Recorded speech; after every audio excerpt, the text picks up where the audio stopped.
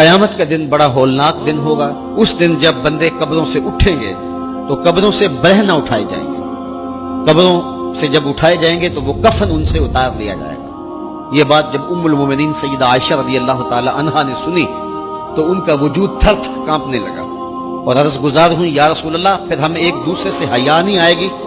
فرمایا عائشہ معاملہ اس سے بھی آگے ہے۔ مطلب کیا؟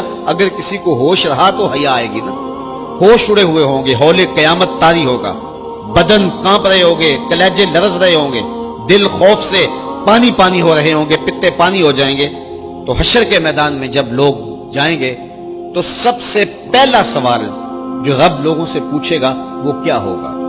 صحیح حدیث میں آتا ہے ان اول ما یحاسب بہ العبد بصلاتہ، قیامت کے دن بندوں سے اللہ تعالیٰ سب سے پہلا سوال یہ پوچھے گا کہ کیا تم نے نماز پڑھی تھی؟ سب سے پہلا سوال یوم حشر میں قیامت کے دن نماز کے بارے میں۔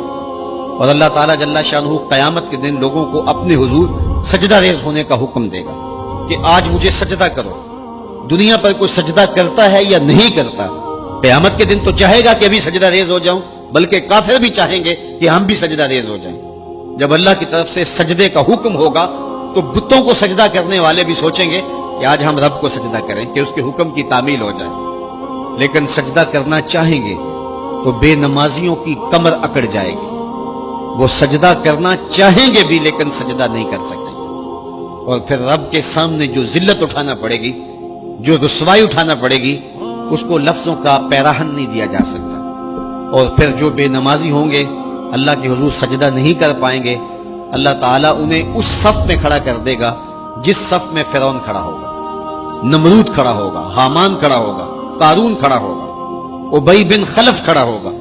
دشمنان خدا جس صف میں کھڑے ہوں گے بے نمازی کو اس صف میں کھڑا کر دیا جائے گا۔ میری لمبی تقریر نہیں، میں یہ آپ سے پوچھتا ہوں اور اپنے آپ سے پوچھتا ہوں، کیا ہم یہ گوارا کرتے ہیں کہ حشر کے دن ہمیں فرعون کے ساتھ کھڑا کر دیا جائے؟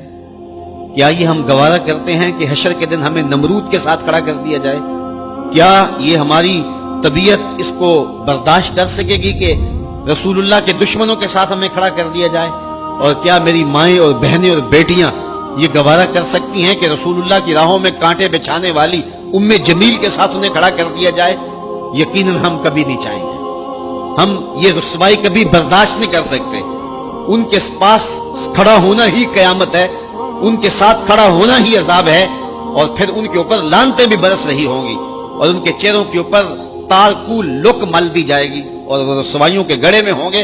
تو ان کے ساتھ کھڑا ہونا تو بہت بڑا عذاب ہوگا، اور اگر کوئی تکلیف بدنی نہ بھی ہو تو ہم یہ گوارا نہیں کرتے کہ خدا کے دشمنوں کے ساتھ کھڑے ہوں۔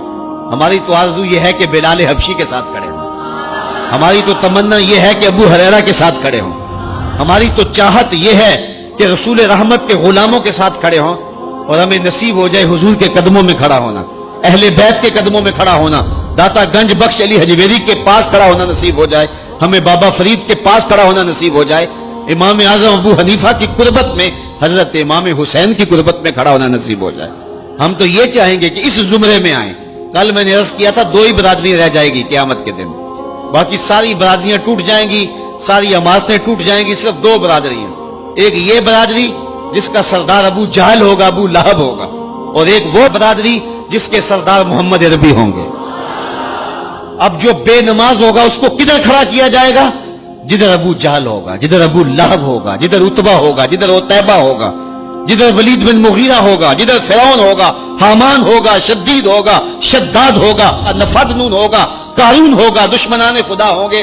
بے نمازی کو صف میں کھڑا کر دیا جائے۔ 6 گھنٹے کی تقریر نہیں کرتا، ان 2 لفظوں کو سمجھ لیں۔ کیا ہم گوارا کر سکتے ہیں کہ اس صف میں نہ کھڑے ہوں جس صف کی امامت رسول اللہ کر رہے ہوں، بلکہ اس صف میں کھڑے ہوں جہاں فرعون کھڑا ہو، نمرود کھڑا ہو، حامان اور قارون کھڑا ہو؟ تو یقیناً ہم تو اس تصور سے کانپ جائیں کہ ہم ادھر کھڑے ہوں گے۔ تو پھر آج دعا کی اس محفل کے اندر یہ عزم کر کے اٹھو کہ جان جائے تو جائے، نماز نہ جائے۔